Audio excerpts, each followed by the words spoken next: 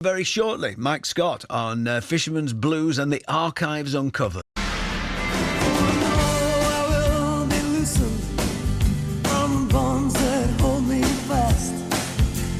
Chains all hung around me will fall away at last, and on that fine and fateful day, I will take me in my hand.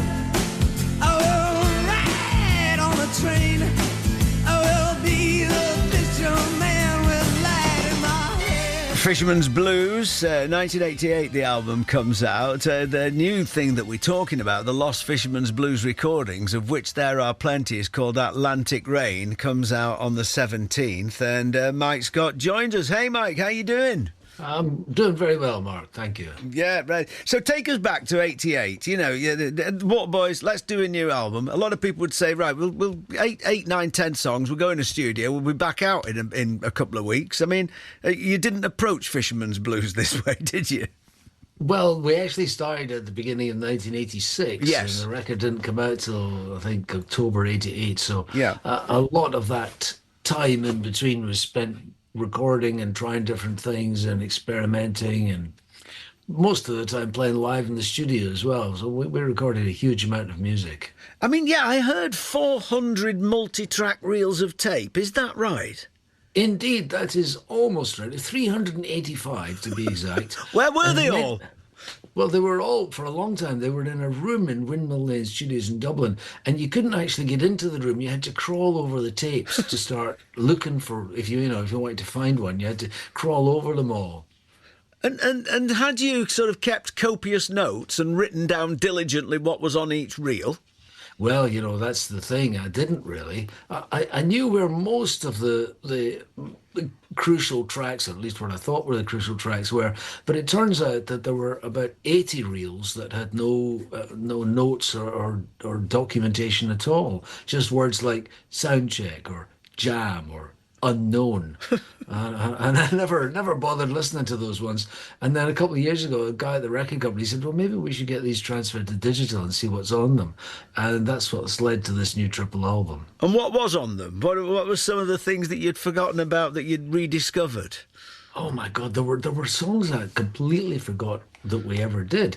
For example, you may know that we recorded the last sessions for the album in Spiddle in the west of Ireland. Yeah. Well, those were very disciplined sessions, and I thought I'd heard everything that we did. But apparently we did a sound check on the first day, just for the benefit of the studio engineers, to give them some material to start, fiddling around with the sound. And we played 6 or 7 songs from our floating repertoire, complete. And I'd never bothered to listen to the tape. Nobody ever wrote down what the songs were. And so I found it. And it was one of these tapes that the record label transferred for me. And here were these 6 or 7 songs, and they were absolutely beautiful.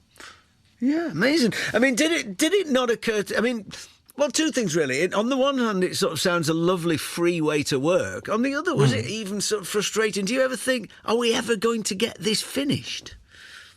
Oh, well, of course I did at the time. It was very difficult to finish that record because we'd recorded so much, I couldn't find a way through it. It was like being stuck in a very, very huge forest and not being able to get out of it. Yeah. And was there no pressure from record companies or on budget or anything? I mean...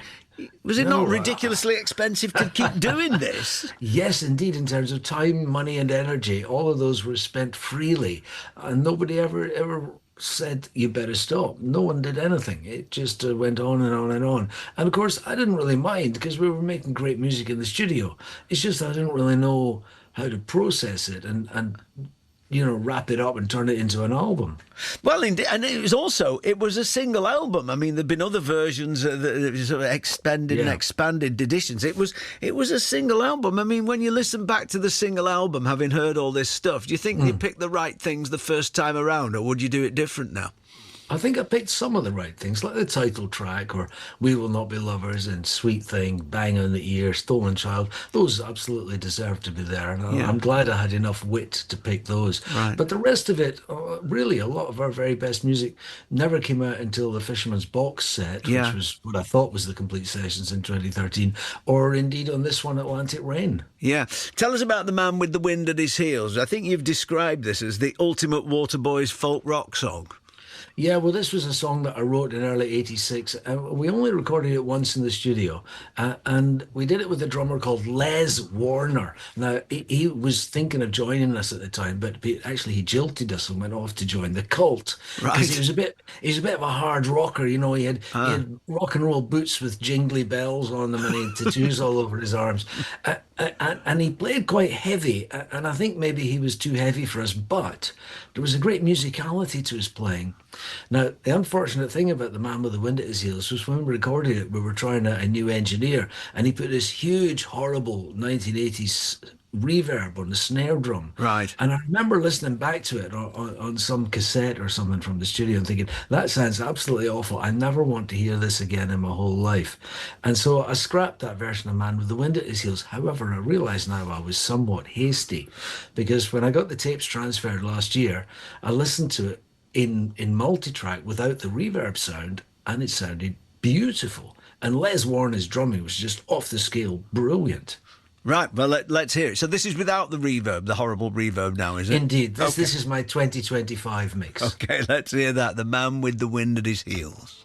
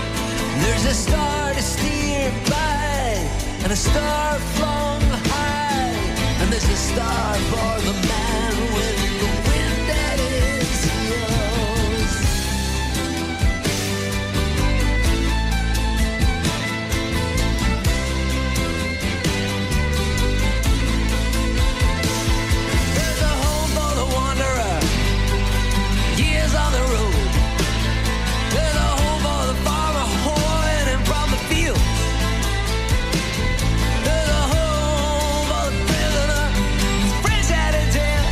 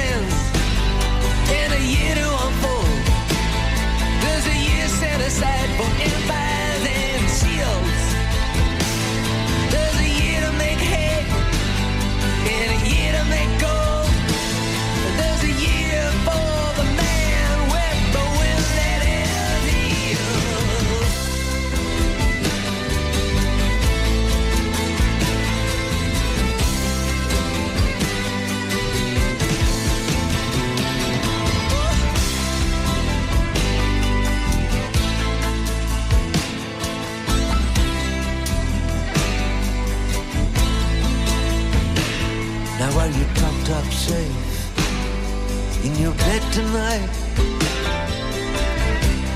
Gotta sleep in your eyes. Are you praying that someone is gonna come and make things alright? Are you praying that the phoenix will rise? Well, you better pray for the king in his Camden house. You better pray, Lord, for the fool at the wheel. You better say one fine prayer for the woman on fire, and save your best prayer for the man with the wind at his heels.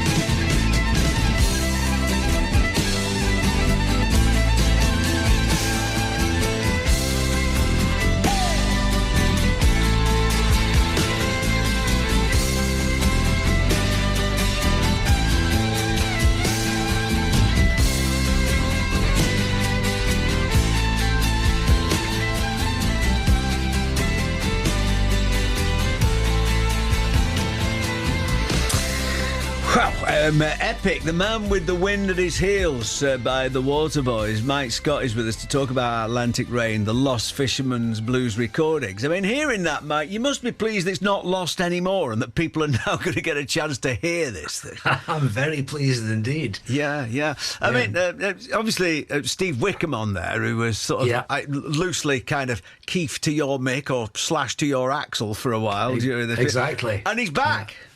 He's coming back for some shows, yes, in August and September. Yeah, and also we should say Colin Blakey, the flute player on the whistle player on those records, is coming back. Yeah, and you've got Steve Earle in the band. So is Steve Earle is he singing some Steve Earle songs and then joining in with the Waterboys stuff? Exactly that. Yes.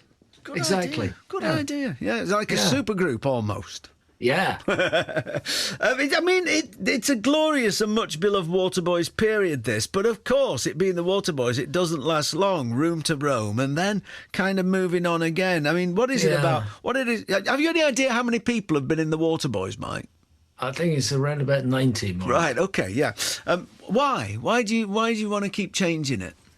Well, actually, do you know, I don't really want to keep changing it. I'm very happy with the band we've got now. We've got 5, including me. We've got 5 musicians, and the guys are absolutely brilliant, and they're very versatile. Yeah. They can play any kind of music that we want, and that's really the key.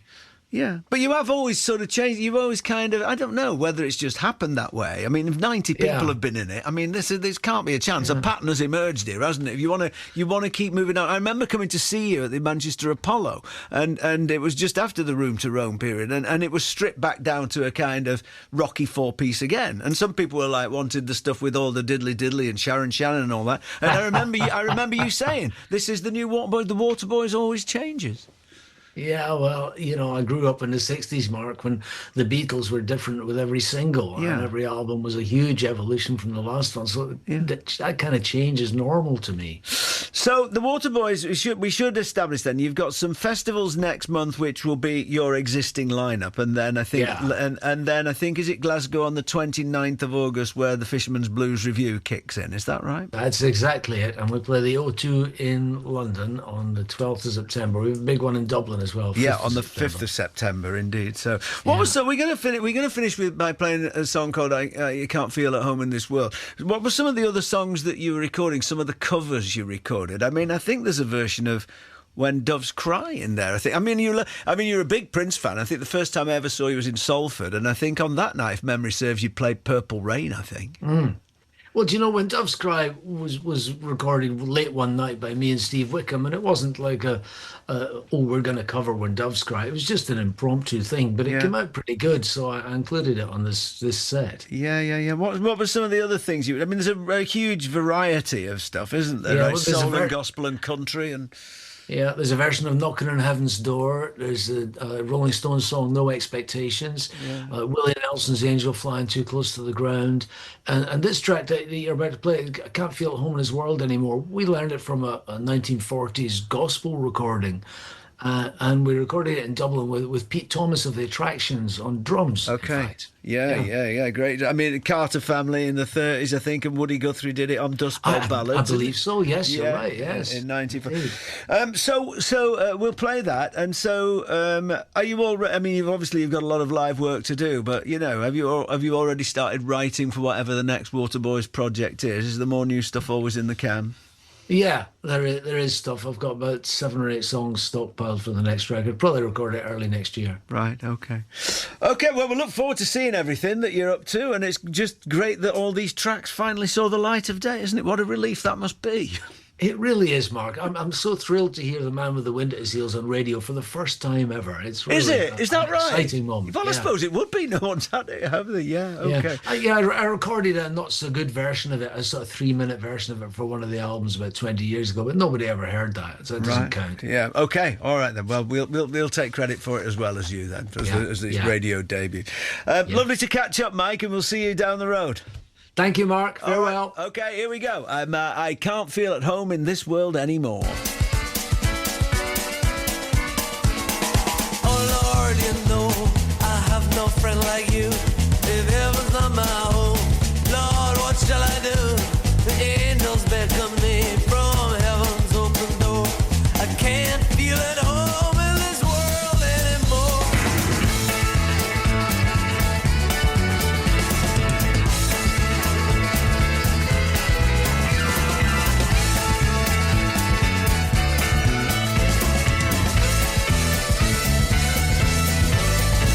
This world is not my home, I'm only passing by.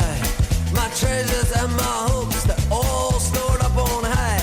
I hear voices calling and I know I've heard before. I can't feel at home in this world anymore.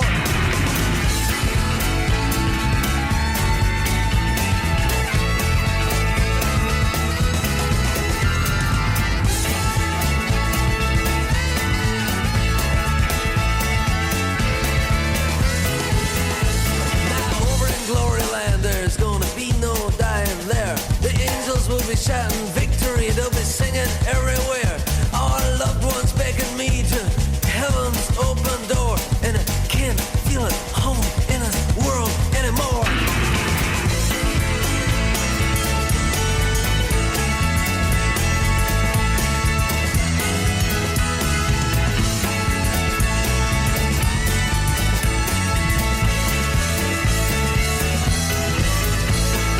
Oh Lord, you know I have no friend like you.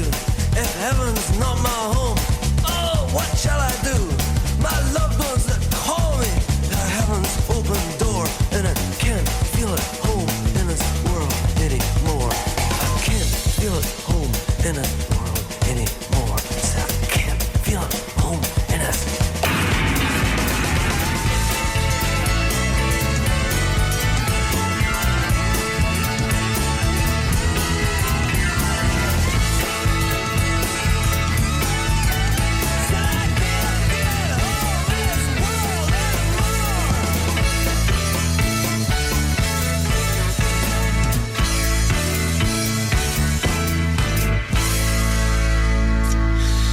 Another Waterboys stalwart, Anthony Thistlethwaite, on the sax. Waterboys, I can't feel at home in this world anymore.